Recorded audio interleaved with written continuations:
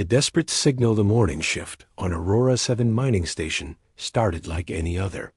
Commander Sarah Chun walked through the corridors of the massive orbital facility, checking on the automated systems that extracted rare minerals from the asteroid belt.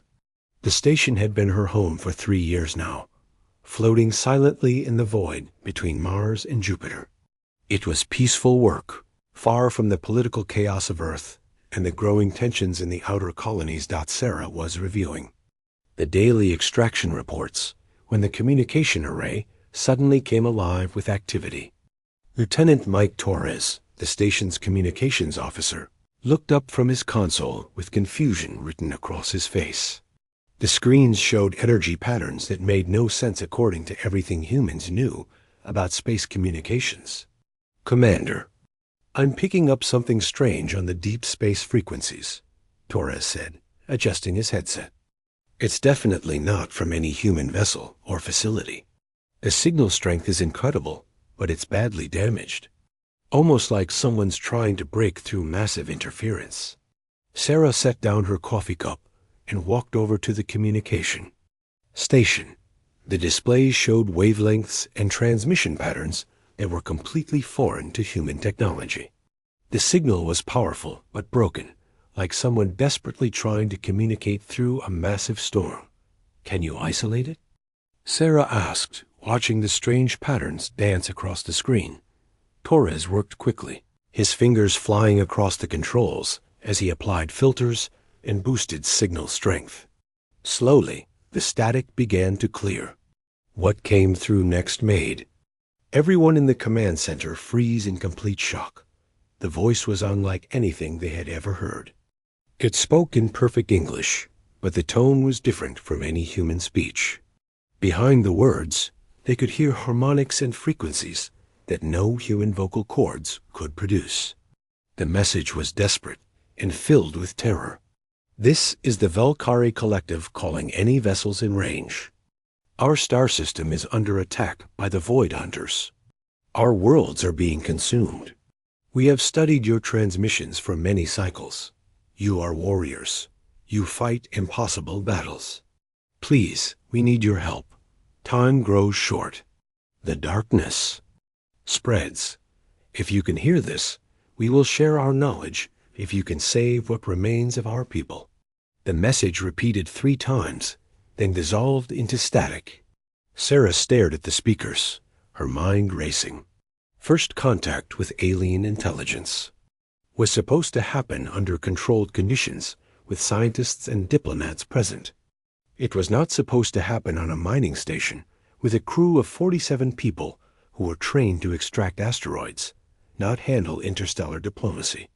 "Torres, record everything and transmit it directly to Earth Command using emergency channels," Sarah ordered, "and keep monitoring that frequency. If they send anything else, I want to know immediately." Dr. Elena Vasquez, the station's chief scientist, had been working in the geology lab when the alert came through. She hurried to the command center, her mind already analyzing the implications of what she had just heard.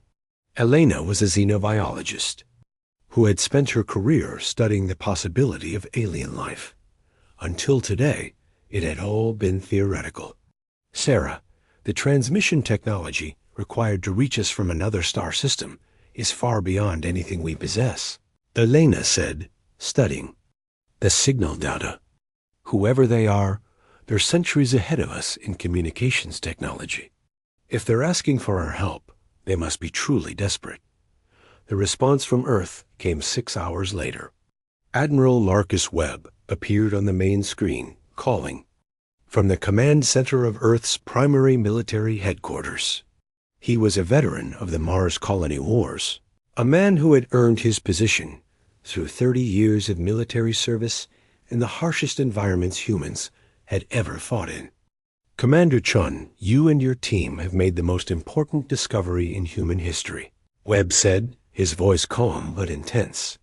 "We're mobilizing the largest fleet humanity has ever assembled. Every available warship, support vessel, and transport is being called to active duty. We're going to answer their call for help. Sarah felt her heart race. "Admiral, what's our timeline?" 18 hours. "We're pulling ships from every corner of the solar system. The Valkyrie signal has been analyzed by our best scientists. The threat they're describing isn't just dangerous to them. If these void hunters are as powerful as the aliens suggest, Earth could be their next target." The transmission ended, leaving Sarah and her crew to process what they had just learned.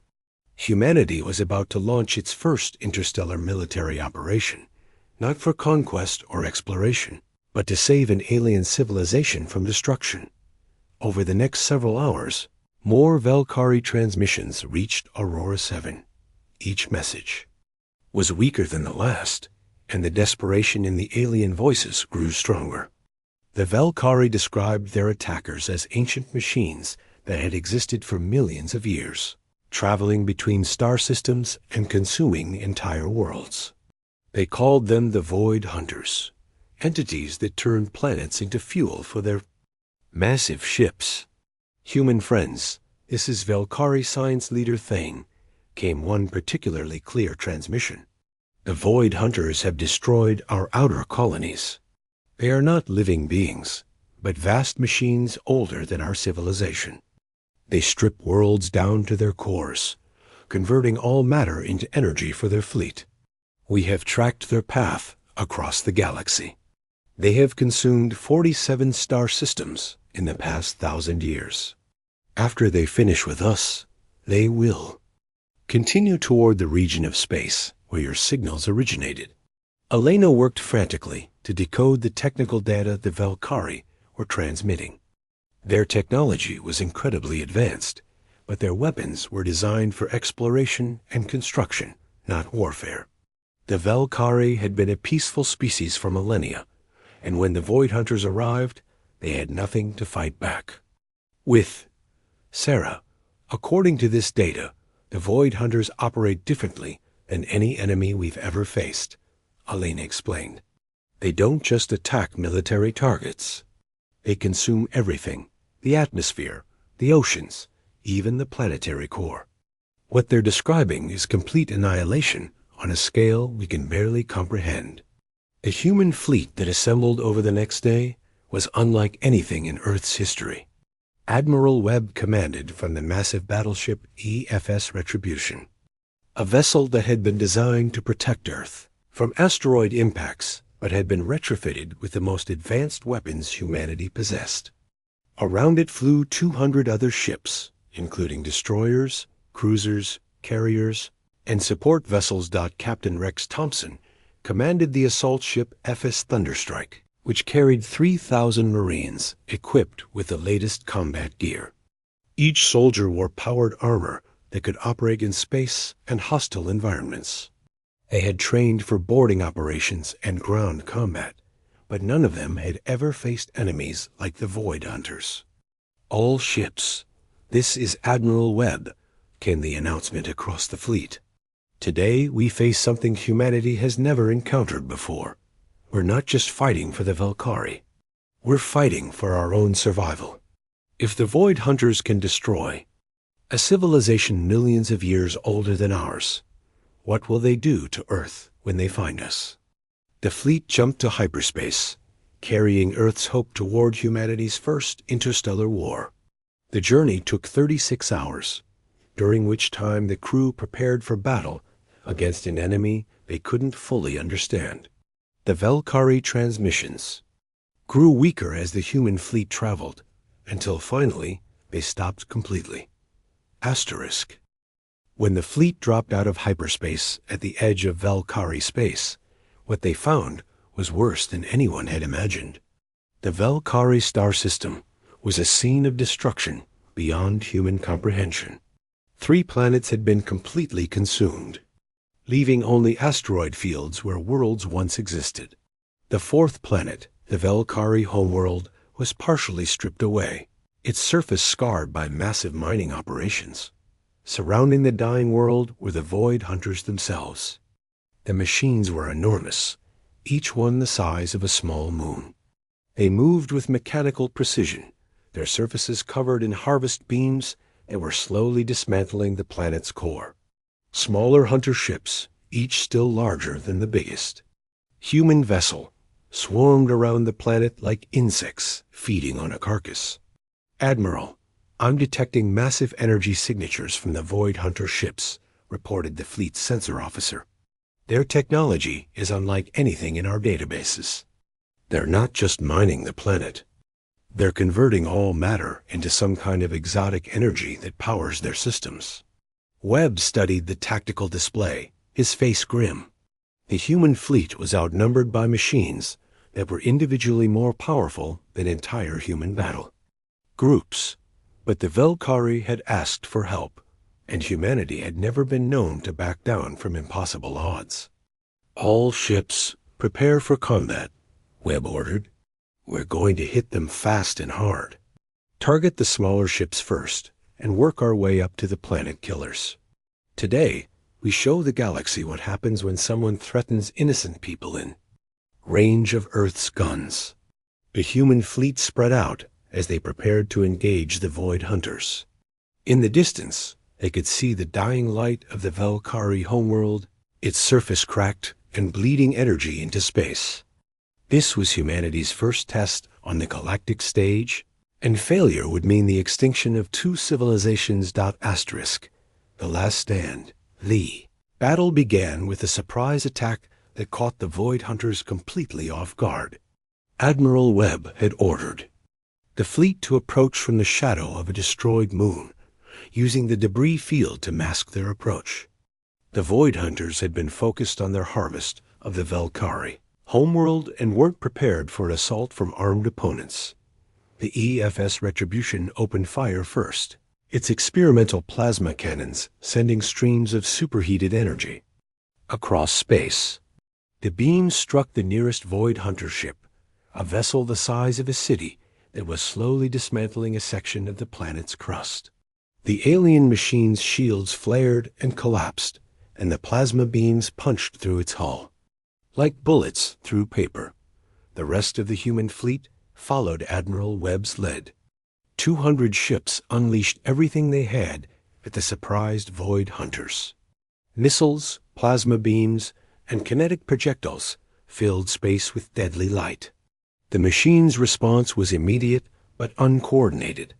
They had been programmed to handle defenseless prey, not organized military resistance. Captain Rex Thompson watched the opening phase of the battle from the bridge of the EFS Thunderstrike. His ship was loaded with Marines ready for boarding operations. But first, they needed to disable some of the smaller Void Hunter vessels. The human fleet's initial attack had destroyed or damaged dozens of the machines, but hundreds more were beginning to turn their attention away from the dying planet. "Admiral, the smaller Void Hunter ships are regrouping," Thompson reported. "They're forming attack patterns around the larger vessels. It looks like they're adapting to our tactics." Webb nodded grimly. The Void Hunters might be ancient machines, but they were learning from the human attack. Their movements were becoming more coordinated, and their weapons were beginning to track human ships with deadly accuracy. "All ships, scatter formation," Webb ordered. "Don't let them surround us. Keep moving and hit them from different angles. We need to get close to those planet killers before they can organize a proper defense." The human fleet broke apart into smaller groups, each one targeting a different section of the Void Hunter formation. This was a tactic that had served humanity well in conflicts throughout history. Large fleets were powerful but slow, while smaller groups could strike fast and retreat before the enemy could respond effectively. Dr. Elena Vasquez worked frantically from her station aboard the EFS Retribution, analyzing the energy signatures and behavior patterns of the Void Hunters. What she discovered was both fascinating and terrifying. The machines weren't just mindless destroyers. They were part of a vast network, sharing information and coordinating their attacks through some kind of quantum communication system. "Admiral, I'm detecting massive data transfers between the Void Hunter ships," Elena reported. "They're sharing everything they learn about our weapons and tactics." Each ship that survives our attacks makes the rest of the fleet stronger. This information changed everything. The human fleet couldn't afford a prolonged battle. They needed to destroy the Void Hunters quickly before the machines could adapt completely to human tactics. Webb made a decision that would define the outcome of the battle. All ships concentrate fire on the largest Void Hunter vessel, Webb ordered. We're going to take out their command ship and hope it disrupts their coordination network. The target was a massive machine that dwarfed even the largest human vessels. It hung in space near the Valkyrie homeworld, slowly consuming the planets. Core with harvest beams that could be seen from across the star system. The machine was heavily defended by smaller Void Hunter ships that formed a protective screen around it. Captain Thompson led the assault with the F's Thunderstrike and 5 other ships. They charged straight at the enemy formation, their weapons blazing as they tried to punch through the defensive screen. The Void Hunters responded with concentrated fire that lit up space like a deadly fireworks display. Shields down to 40%, reported Thompson's tactical officer. But we're through their outer defenses. The command ship is in range. Asterisk. The human ships unleashed everything they had at the massive Void Hunter vessel. Plasma beams, missiles, and kinetic projectiles struck its hull in a concentrated barrage that would have destroyed any human ship. But the machine's shields held, absorbing the punishment, while its own weapons began tracking the attacking ship's dot. It was then that the Valkyrie made their presence known. A group of survivors had managed to reach orbit in their few remaining ships, and they were broadcasting on the same frequency they had used to contact Earth. The voice that came through was weak but determined. Human warriors, this is Valkyrie. Defense Commander Kane, we have weapons that can penetrate the Void Hunter shields, but our ships are too damaged to deliver them. If you can get close enough to the command ship, we can guide your weapons to their vulnerable points. Elena quickly established a communication link with the Valkyrie survivors. The aliens provided detailed schematics of the Void Hunter ships, showing weak points in their construction that human weapons could exploit. The information was transmitted across the human fleet, giving every captain the knowledge they needed to fight more effectively. All ships target the energy distribution. Nodes at the base of their harvest beams, Webb ordered. If we can overload their power systems, we might be able to shut down their shields. The human fleet adjusted their tactics based on the Valkyrie intelligence.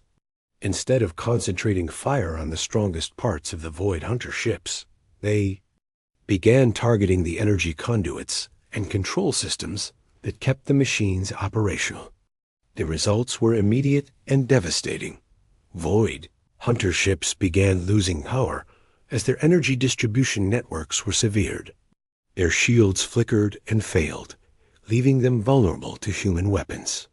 The massive command ship found itself cut off from its power source as its harvest beams were systematically destroyed. But the Void Hunters adapted once again. The surviving machines began forming a defensive shell around their command ship, using their own bodies as shields to protect it from human weapons. The ancient machines were willing to sacrifice themselves to preserve their primary vessel. Commander Sarah Chun had followed the fleet in a small support ship, bringing additional supplies and technical expertise. She watched the battle unfold and realized that conventional tactics wouldn't be enough to destroy the Void Hunter command ship. It was then that she made a decision that would change the course of the battle. Asterisk.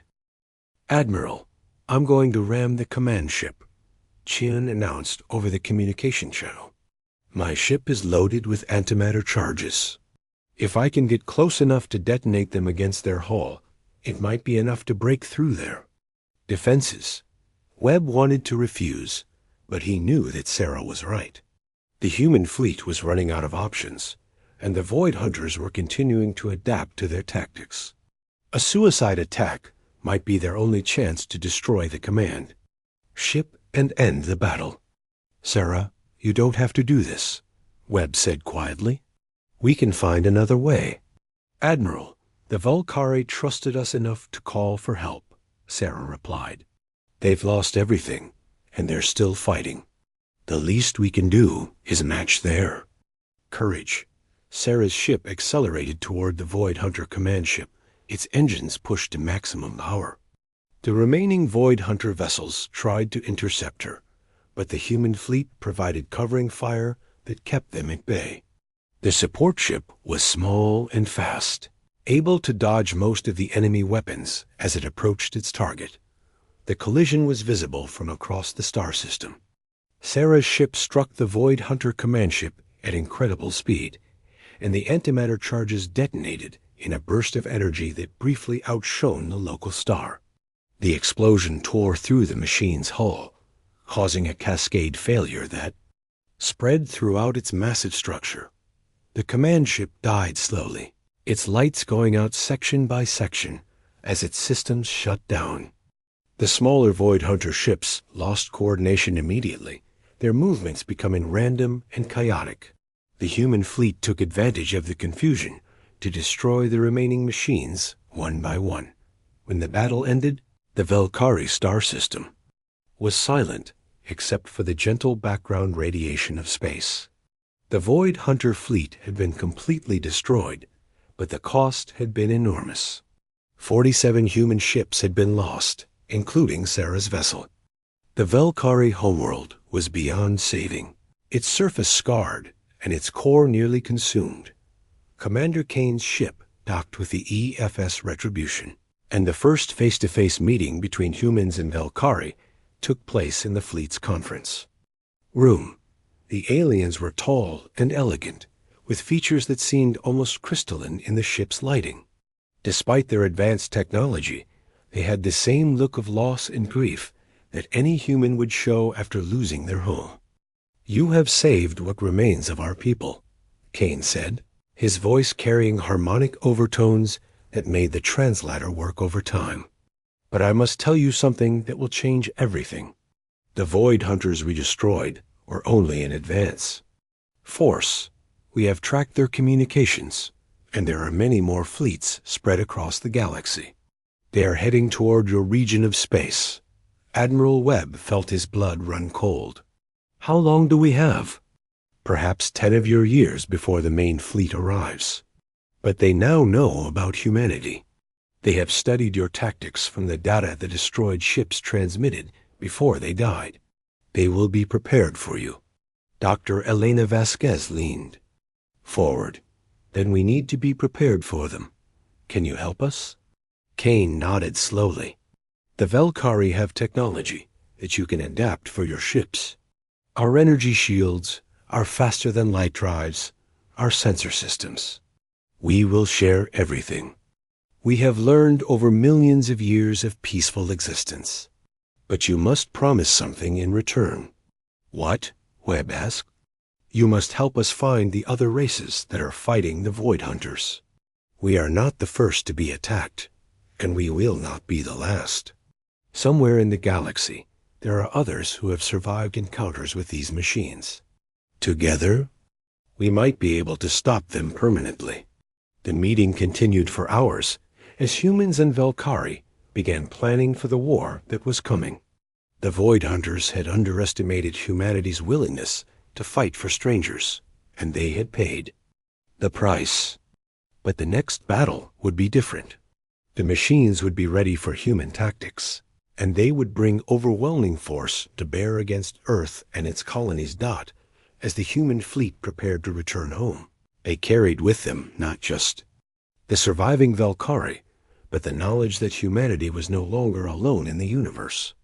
They had allies now, and they had enemies that threatened all life in the galaxy. The greatest test of human courage was still to come. But the battle for Valkyrie space had proven something important.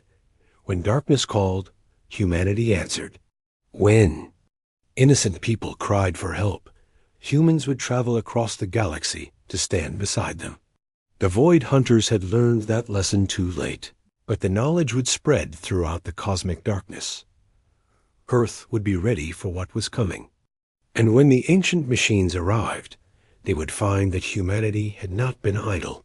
The species that had answered the Velkari distress call would be waiting for them, armed with new technology and backed by new allies. The next battle would determine the fate of the galaxy, and humanity intended to win. Asterisk.